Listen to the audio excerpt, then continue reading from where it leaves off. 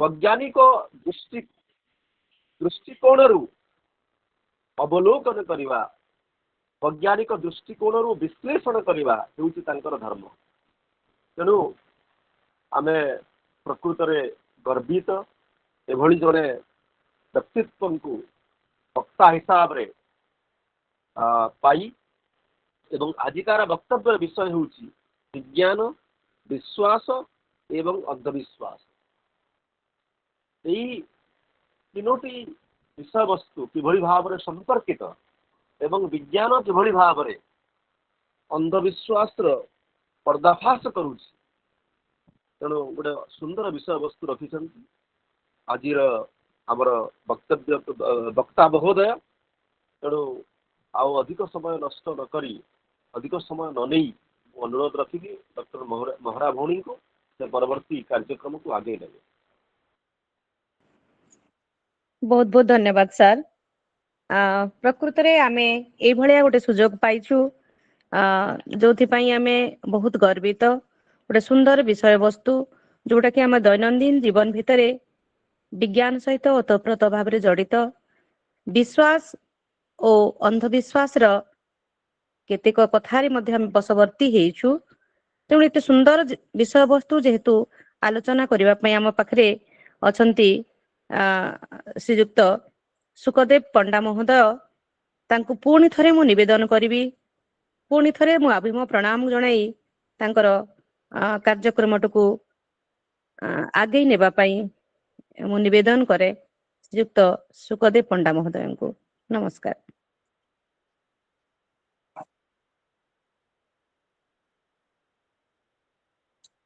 समस्त को नमस्कार। Am I audible to all? Yes sir।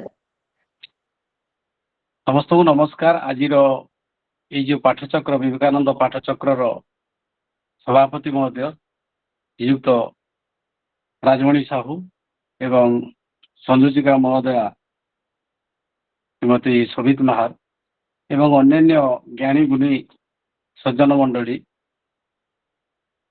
Haribandhu महोदय सीमांचल महोदय संकर्षण सार महोदय एवं अन्यान्य महोदय समस्त को मोर प्रणाम। आज आलोचना विषय विज्ञान विश्वास एवं अंधविश्वास। विज्ञान विश्वास एवं अंधविश्वास विषय रे मु मोर किसी वक्तव्य उपस्थापन करिया जाउची।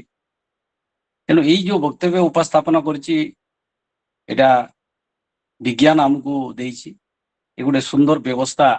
ये व्यवस्थाटा आमे प्रायतः आगुरु थिला कोरोना परे आमको मिली।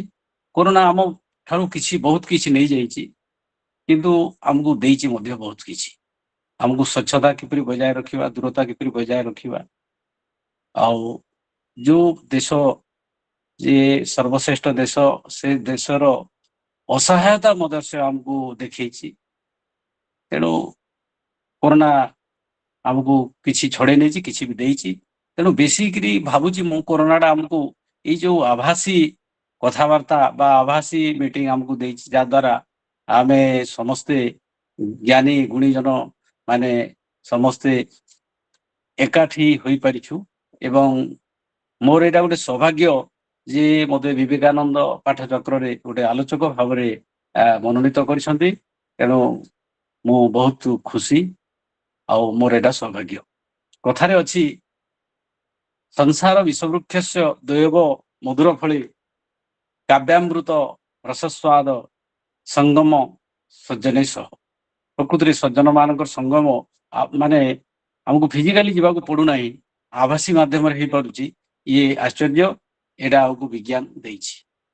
तेणु विज्ञान तो अनेक किछि देइछि आधुनिक जीवनी शैली देइछि आउ तार मध्य विज्ञान विश्वास हमको जन्मे पारि नहीं।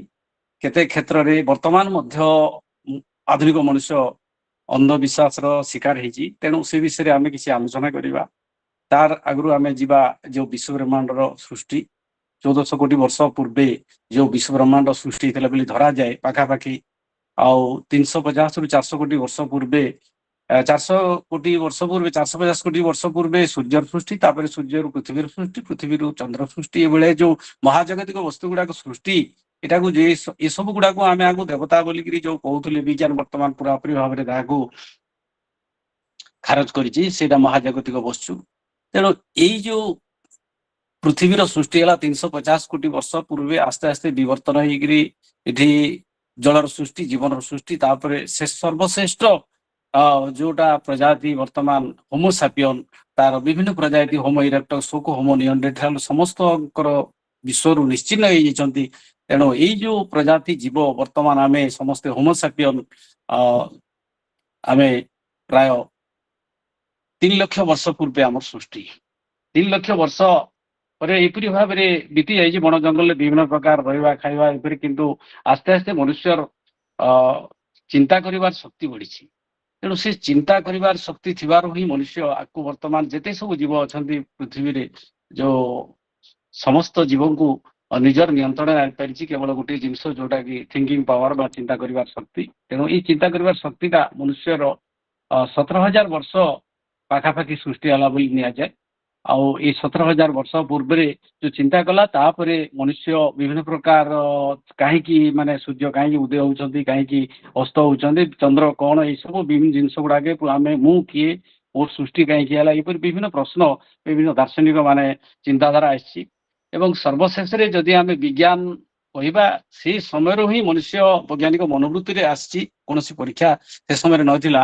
ଶେଷ 500 ବର୍ଷ ବର୍ତ୍ତମାନ ଯୋଉଟା ବୈଜ୍ଞାନିକ ମାନେ ତାଙ୍କର ବିଭିନ୍ନ ପ୍ରକାର ପରୀକ୍ଷା ନିରୀକ୍ଷା କରିକିରି ବିଭିନ୍ନ ପ୍ରକାର ପ୍ରମାଣ କରିଛନ୍ତି। ତେଣୁ ବିଜ୍ଞାନ ତାର୍କିକ ସଙ୍ଗେ ସଙ୍ଗେ ତାର ବିଭିନ୍ନ ପ୍ରକାର ପରୀକ୍ଷଣ ଉପରେ ନିର୍ଭର କରେ ଏବଂ ବିଶ୍ୱାସ କରେ। ତେଣୁ ବିଭିନ୍ନ ପ୍ରକାର ବିଜ୍ଞାନ ପରୀକ୍ଷା ହେଇଛି ଏବଂ ବିଜ୍ଞାନ ଏଇ 500 ବର୍ଷ ପରେ ତାପରେ ବିଭିନ୍ନ ପ୍ରକାର ଯୁଗ ଆସିଛି। ଆମର ତାମ୍ର ଯୁଗ ଆସିଛି, ଲୌହ ଯୁଗ ଆଇଛି, ଇନଫର୍ମେସନ ଯୁଗ ଆଇଛି। ବର୍ତ୍ତମାନ ଆମେ ଯୋଉ ବର୍ତ୍ତମାନ ଇନଫର୍ମେସନ କମ୍ପ୍ୟୁଟର ଯୁଗରେ ଅଛୁ। ତାପରେ ଆମେ ଆଉ ଗୋଟେ ଯୁଗକୁ ଯିବା, ବର୍ତ୍ତମାନ କ୍ୱାଣ୍ଟମ ଏଜକୁ ଯିବା, ଯାହା ଫଳରେ ଏଇ ସବୁ ଜିନିଷ ଗୁଡାକ ବିଜ୍ଞାନ ଆମକୁ ଦେଇଛି, ଯାହା ଫଳରେ ଆମର ଜୀବନ ଶୈଳୀ ବଦଳିଛି। ଯୋଉ ସମୟରେ ବର୍ତ୍ତମାନ 1947 ମସିହାରେ ଯେତେବେଳେ ଭାରତର ଆମର ଔଷଧ ଆୟୁ ଥିଲା 32 ବର୍ଷ, ବର୍ତ୍ତମାନ 70 ବର୍ଷ ହେଇଯାଇଛି। ବର୍ତ୍ତମାନ ଆମର ନିରାମୟ ଜୀବନ ଆଉ ବିଭିନ୍ନ ରୋଗର ଔଷଧ ବିଜ୍ଞାନ ଆମକୁ ଦେଇଛି। ତେଣୁ ବର୍ତ୍ତମାନ ବିଜ୍ଞାନର ନିଶ୍ଚିତ ଭାବରେ ଜୟ ଯାତ୍ରା ଚାଲିଛି। ତେଣୁ ବିଜ୍ଞାନ ଦ୍ୱାରା ବିଜ୍ଞାନଟା ବେଶିକିରି ଆଗକୁ ବଢିଛି। ଯେତେବେଳେ ଏଇ ସବୁ ଗୁଡାକ ଯେମିତି ମୁଁ ଆଗରୁ କହିଲି, କରୋନା ଭାଇରସ ପରେ ଆମର ଅନେକ ପ୍ରକାର ଔଷଧ ତିଆରି ହେଲା, ବିଭିନ୍ନ ପ୍ରକାର ଆମେ ବିଦେଶକୁ ମଧ୍ୟ ଆମେ ବିଭିନ୍ନ କରୋନା ଟୀକା ମଧ୍ୟ ଯୋଗାଇଥିଲେ। ଠିକ ସେମିତି ପ୍ରଥମ ବିଶ୍ୱଯୁଦ୍ଧ ପରେ ବିଭିନ୍ନ ପ୍ରକାର ବୈଜ୍ଞାନିକ ଉଦ୍ଭାବନ ହେଲା। ତାପରେ ଦ୍ୱିତୀୟ ବିଶ୍ୱଯୁଦ୍ଧ ପରେ ବେଶିକିରି ବିଜ୍ଞାନର ଉଦ୍ଭାବନ ହଉଛି, ଇଣ୍ଟରନେଟ ହଉ କିମ୍ବା ଆମର ଜେଟ୍ ପ୍ଲେନ ହଉ, ଆଣବିକ ବୋମା ହଉ, ଏଇ ସବୁ ଜିନିଷ ଗୁଡାକ ଆଣବିକ ବୋମା ତ ନୁହଁ, ସେଇ ଯୋଉ ନ୍ୟୁକ୍ଲିୟର ଶକ୍ତିର ବ୍ୟବହାର, ଶାନ୍ତିପୂର୍ଣ୍ଣ ବିନିଯୋଗ, କିନ୍ତୁ ବିଜ୍ଞାନ ସେଥିପାଇଁ ଦାୟୀ ନୁହଁ। ଦାୟୀ ହିଁ ହେଉଛୁ ଆମେ, ଯିଏକି ବିଜ୍ଞାନର ଆମେ ତାର ଅପବ୍ୟବହାର କରୁଛୁ। କିନ୍ତୁ ବିଜ୍ଞାନ ଆମକୁ ଆମର ମାନେ ସଭ୍ୟତାର ଶିଖରକୁ ପହଞ୍ଚିବା ପାଇଁ ଚେଷ୍ଟା କରୁଛୁ, କିନ୍ତୁ ଆମର ସାମର୍ଥ୍ୟ ଯେତିକି ଆମର ଦୁର୍ବଳତା ମଧ୍ୟ ବଢି ଯାଉଛି, ଆମକୁ ଦୁର୍ବଳତା ଆମର ପଛକୁ ଟାଣି ଧରୁଛି। ତେଣୁ ବର୍ତ୍ତମାନ ଆମେ କ୍ୱାଣ୍ଟମ ଏଜରେ ପହଞ୍ଚି ଯାଉଛୁ। ଯୋଉ ବର୍ତ୍ତମାନ ଆମେ କମ୍ପ୍ୟୁଟର ବ୍ୟବହାର କରୁଛୁ, ସେଇ କମ୍ପ୍ୟୁଟର ଆମେ ଯୋଉ ମୋବାଇଲ ବ୍ୟବହାର କରୁଛୁ, ଆମର ମୋବାଇଲର ବର୍ତ୍ତମାନ 2 GB ଥିଲା, କିପ୍ୟାଡ ଥିଲା, କିପ୍ୟାଡରୁ ସ୍ମାର୍ଟଫୋନ ହେଲା, ସ୍ମାର୍ଟଫୋନରୁ ଆମର ଯଦି ମନେକର 128 GB ଅଛି, 256 GB ଅଛି, ତାହେଲେ ସେଟା ଆମ ପାଇଁ ଅଲୋଡା ହେଇଯାଉଛି। ଦିନ ଆସିବ ହଜାର ହଜାର ଜିବିର ଆମେ ମୋବାଇଲ ବ୍ୟବହାର କରିବା କ୍ୱାଣ୍ଟମ ଏଜରେ। ତାପରେ ଯୋଉ କମ୍ପ୍ୟୁଟର ବର୍ତ୍ତମାନ ବାହାରିଲେଣି, ମାନେ 10,000 ଯଦି ଚିକିତ୍ସକ ଡାକ୍ତର ଯଦି ଯାହା ଚିନ୍ତା କରିପାରିବେ ନାହିଁ, ସେତେବେଳେ ଏ କ୍ୱାଣ୍ଟମ କମ୍ପ୍ୟୁଟର ଏବଂ ଏଆଇ ର ବ୍ୟବହାର ଦ୍ୱାରା ବିଭିନ୍ନ ପ୍ରକାର ରୋଗର ସମାଧାନ ହେଇପାରିବ। ଆମର କଷ୍ଟମାଇଜ ମେଡିସିନ ବାହାରିବ। ଆମ ଶରୀରର ପରୀକ୍ଷା ସବୁ ଯାକ ପରୀକ୍ଷା ଅତି କମ ସମୟରେ ଗୋଟିଏ ପ୍ରକାରର ପରୀକ୍ଷାରେ ସମସ୍ତଙ୍କୁ ହବ। ଆମ ପରୀକ୍ଷା ପାଇଁ ବିଭିନ୍ନ ଜାଗାକୁ ଯିବାକୁ ପଡିବ ନାହିଁ। ଆମ ଶରୀର ପାଇଁ କଣ ରୋଗ ହେଇଛି, କଣ ପରୀକ୍ଷା, ଆମେ କମ୍ପ୍ୟୁଟରରେ ବସିଦେଲେ ସବୁ ହେଇଯିବ। ତେଣୁ ସେ ସବୁ ଗୁଡାକ ବର୍ତ୍ତମାନ ଅଗ୍ରଗତି ଚାଲିଛି। ବର୍ତ୍ତମାନ କ୍ୱାଣ୍ଟମ ଏଜରେ ଯୋଉଟା କମ୍ପ୍ୟୁଟର ଗୁଡାକ ବର୍ତ୍ତମାନ ଏଇ ଯୋଉ ପୁରୁଣା ସୁପର କମ୍ପ୍ୟୁଟର ଆମେ ଯାହା କହୁଛୁ, ସେ ସୁପର କମ୍ପ୍ୟୁଟର ମଧ୍ୟ ବେକାର ହେଇଯିବ, ଯାହାକି ଆମର ବିଟ୍ ବାଇଟରେ ବର୍ତ୍ତମାନ ହେଇଥିଲା। ବର୍ତ୍ତମାନ ବୈଜ୍ଞାନିକ ମାନେ ଗବେଷଣା କଲେଣି। ତେଣୁ କମ୍ପ୍ୟୁଟର ଆମର ବିଜ୍ଞାନ विज्ञान वर्तमान फिजिक्स ये जो आमर क्वांटम टनलिंग पाई नोबेल पुरस्कार वैज्ञानिक पाई तेणु ये विज्ञान जयत यात्रा चलती आमर वर्तमान जो रोबोट तैयारी होची आमर ह्यूमन स्किन रोबोट आसीबो जे मनुष्य आउ रोबोट मध्य कौन फरक जना पड़ो ना तेणु दिन आसो ये सब गुड़ाक अग्रगति हो चली किंतु आमे सचेतन होबार अच्छी जे ये जो विज्ञान जय यात्रा रे आमे सामिल करवा तेणु तार अपव्यवहार करवा ना विभिन्न प्रकार आम जो विज्ञान वर्तमान पुणी अंधविश्वास आसो जमी मनकर आम जो साइबर ठक मैंने अच्छा से आमर परिवार कि कौन बंधु बांधव एक्चुअल वॉइस एक्चुअल वीडियो को से देखई पारे जोटा कि एआई द्वारा तैयारी माने प्रकृत है नथिबो से हमको एक्चुअल भलिया लगिबो से पैसा मध्य मागी पारंती विभिन्न प्रकार तथ्य मध्य दे पारंती आम सामना रे गोटे लोकटे ठिया आसीबो ठिया हेबो एवं से कहिदबो जे आपणकर बयस केते आपणकर ना कोन आपणकर विषय सब किछि तथ्य कहि पारिबो सेते बेले आपण एटा भाबिबे एटा गोटे आश्चर्य बा चमत्कार बा अंधविश्वास किंतु वर्तमान विज्ञान से हो सारे ये भाया डिवाइस आमर वर्तमान लगा जाई पारुची जहाद्वारा कि जड़े संगे संगे जनकर फोटो तार कैमेरा उठी सागे सागे सी सोशल मीडिया रे कम सेकेंड भितर तार से डिवाइस बा चिप्स खोजिबो एवं डिटेल तथ्य दे पारबो एवं आमे सागे सागे आम सहित शायद आम कान सहित संजोग थी आम जनक विषय अचिन्हा लोक को रास्तार आम कहीकि भाव में अंधविश्वास शिकार कर विज्ञान द्वारा तेणु विज्ञान द्वारा बहुत किसी आम आगे जाऊँ ताबले आम पछे जावानी केते लोक तो इंटरनेट व्यवहार करूना केते लोक मोबाइल धरू ना तेणु आम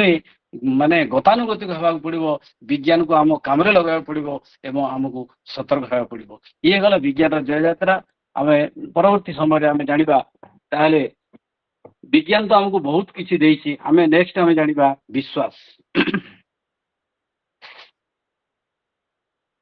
तो विश्वास आम क्या कहवा विश्वास कौन सी कथा आम भरसा करवा वर्तमान जुगरे वर्तमान कई क्या सहित भरसा करूना भरसा करवाटा कष्टकर किंतु गोटे कथार भरसा करती सीटा मुझे कहबी तेणु वर्तमान विज्ञान किंतु भरसा करवा भरसा जन्मेबार सक्षम हो पारि ना वर्तमान माने लोके अविश्वास अंधविश्वास शिकार होती आम जाचु जे चंद्रग्रहण सूर्यपराग ये सब गुड़ाक गोटे आमर प्रक्रिया जोटा कि विश्वर प्रक्रिया चंद्रग्रहण सूर्यपराग हूँ विभिन्न समय हेले जाणिकी आम अंधविश्वास शिकार होचु कहीं से सब जिन गुड़ाक आमर विज्ञान जिते चेष्टा कर विज्ञान लोक मान बुझाई सक्षम हो नहीं कारण जो विज्ञान जहाँ जो माने विज्ञान गवेषणा कर वैज्ञानिक माने से लोक मान मोटिवेट बा भाव प्रवण कर तेणु आम जदि वैज्ञानिक मनोवृत्ति लोक मान पाखे जदि जन्माइबा विभिन्न प्रकार तार्किक परीक्षा उपरे जदि मन विभिन्न जहाँ किसी आम जदि तार्किक एवं परीक्षा उपरे जदि लोक मान जोर देवाई कहवा ताहले निश्चित भाव में ये कर तेणु विभिन्न वैज्ञानिक मैंने से चेष्टा कर तेणु अतीत को जीवा जड़े वैज्ञानिक थे ओटोयान ग्रीक से कौन करते दुईटी धातव गोलक नहीं से दुईटी गाथा लोक मान गोटे बड़ जगह लोक मान जमा करते धातव गोलक को मिसई देते से वायु काढ़ी देते वायु काढ़ा द्वारा दुईटी धातव गोल चार चार पट घोड़ा दुई पटे जोचा जाइथिला एवं से घोड़ा दुईट धातव गोलक को अलग कर पारि नथिले किंतु परवर्ती समय कौन कले से किसी भैक्यूम साहाय्य काढ़ी पवन काढ़ी किंतु से पवन किसी पूरे देले धातव गोलकटा अलग हो जाता ये विज्ञान परीक्षा करी लोक मान सर्वसाधारण देखा वैज्ञानिक माने से भाया सक्षम हो पारना कि विभिन्न प्रकार सभा समिति भाव वैज्ञानिक गवेषणा वैज्ञानिक आलोचना यहाँ वर्तमान सीमित हो जाइए केवल यहाँ स्कूल क्षेत्र में केतेक विज्ञान मेला बा राज्य स्तरीय हो स्कूल स्तरीय हो ब्लॉक स्तरीय हो विभिन्न विज्ञान मेला केवल से विज्ञान शिक्षक हो कि पेरेन्ट्स माने हो कि छात्र छात्री भितर माने सीमित रोचे एटा साधारण जनता वैज्ञानिक मनोवृत्ति बा वैज्ञानिक चिंताधारा बा कौन जिनिस को बिना परीक्षण रे किपरि व्यवहार करवा ये उपरे चिंताधारा बा साइंटिफिक टेम्परामेंट आसी पारु नै जद्वारा विज्ञान विश्वास भाजन हो पारु नै तेणु विज्ञान जदि विश्वास भाजन है पारु नै ताहले लोकंग मान विश्वास भाजन कर किए ତେଣୁ ଯଦି ବିଶ୍ୱାସ ଭାଜନ ଯଦି କରିପାରୁଛି, ଗୋଟେ ଜିନିଷ ହେଲା ଧର୍ମ। ଆମର ବିଭିନ୍ନ ପ୍ରକାର ଧର୍ମ ଅଛି, ସେ ଧର୍ମ ହିଁ ଲୋକମାନଙ୍କ ମଧ୍ୟରେ ବିଶ୍ୱାସ ଭାଜନ କରୁଛି। ତେଣୁ ଆମେ ଯେକୌଣସି କଥାକୁ ଯଦି ଧାର୍ମିକ କଲର ଦେଇଦେବା, ଉଦାହରଣ ସ୍ୱରୂପ ଯେ ଗଣେଶ କ୍ଷୀର ପିଉଛନ୍ତି, ତେଣୁ ଗଣେଶ ଯଦି କ୍ଷୀର ପିଉଛନ୍ତି ଗୋଟିଏ ସାରା ଭାରତରେ ସେଟା ନିଆଁ ଭଳିଆ ବ୍ୟାପିଯିବ, ଆଉ ସମସ୍ତେ ପଥର ଗଣେଶକୁ କ୍ଷୀର ପିଇବେ ଏବଂ କ୍ଷୀର ମଧ୍ୟ ପିଇବେ ଏବଂ ସମସ୍ତେ ସେଟାକୁ ଗ୍ରହଣ କରିବେ। ଏଇଭଳିଆ ଘଟଣା କରୁଛି, କିନ୍ତୁ ଗୋଟେ ବୈଜ୍ଞାନିକ ଘଟଣା କଥାକୁ ଲୋକମାନେ ସେଟାକୁ ଗ୍ରହଣ କରିବା ପାଇଁ ସେତେ ଶୀଘ୍ର ସକ୍ଷମ ହଉନାହାନ୍ତି।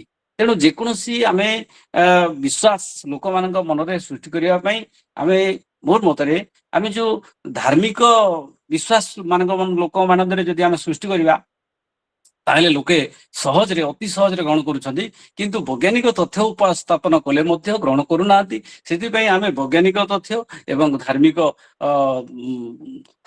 ଧାର୍ମିକ ବିଶ୍ୱାସ ଏଇ ସବୁ ଜିନିଷ, ଏଇ ଦୁଇଟାକୁ ଯଦି ଆମେ ଯୋଉମାନେ ଆମ ଧାର୍ମିକ ଗୁରୁମାନେ ଅଛନ୍ତି ସେମାନେ ଏଇ ଦୁଇଟାକୁ ଯଦି ମିଶେଇକିରି ଲୋକମାନଙ୍କର ଉପରେ ଉପସ୍ଥାପନ କରିବେ, ଲୋକମାନେ ଜାଣିବେ ନାଇଁ ଏଇଟା ଧାର୍ମିକ ବିଶ୍ୱାସ ବି ଅଛି, ଆଉ ଏଇଟା ବର୍ତ୍ତମାନ ବିଜ୍ଞାନ ଦ୍ୱାରା ମଧ୍ୟ ପ୍ରମାଣିତ ହେଇଛି। ନିଶ୍ଚିତ ଭାବରେ ବର୍ତ୍ତମାନ ଲୋକଙ୍କର ବିଶ୍ୱାସଟା ନିଶ୍ଚିତ ଭାବରେ ବହୁଗୁଣରେ ବଢିବ ଏବଂ ସେଇଟା ବର୍ତ୍ତମାନ ଗୁଣୋତ୍ତର ପ୍ରଗତିରେ ବଢିବ। ଉଦାହରଣ ସ୍ୱରୂପ ଜଣେ ଆସ୍ତିକ ସେ କଣ କରେ, ସକାଳୁ ଉଠିକି ସୂର୍ଯ୍ୟଙ୍କୁ ନମସ୍କାର କରେ, ପାଣି ଦିଏ ଏବଂ ପୂଜା କରେ। ନିଶ୍ଚିତ ଭାବରେ ଭଲ କଥା, କିନ୍ତୁ ବିଜ୍ଞାନ ମଧ୍ୟ ତାହାକୁ ମାନେ ନିଶ୍ଚିତ ଭାବରେ ବୈଜ୍ଞାନିକ ସମ୍ମତି ଅଛି ଯେ ସୂର୍ଯ୍ୟ ହଉଛନ୍ତି ସକଳ ଶକ୍ତିର ଆଧାର, ଆଉ ସୂର୍ଯ୍ୟ କୁ ଆମେ ବର୍ତ୍ତମାନ ଯାହା କିଛି ଘଟୁଛି ପୃଥିବୀରେ, ବିଶ୍ୱରେ ଯାହା କିଛି ଆମର ଇଏ ସୌରଜଗତରେ ଯାହା କିଛି ଘଟୁଛି, ଆମର ଗଛ ପବନ ବହିବା କିମ୍ବା ପାଣିର ସ୍ରୋତ ହେବା କିମ୍ବା ଆମର ଦିନ ଆଲୋକିତ ହେବା, ଯାହା କିଛି ଏସବୁ ଜିନିଷ ଗୁଡାକ ସୂର୍ଯ୍ୟ ଦ୍ୱାରା ହିଁ ସମ୍ଭବ ବୋଲି ବିଜ୍ଞାନ ବି ପ୍ରମାଣ କରୁଛି।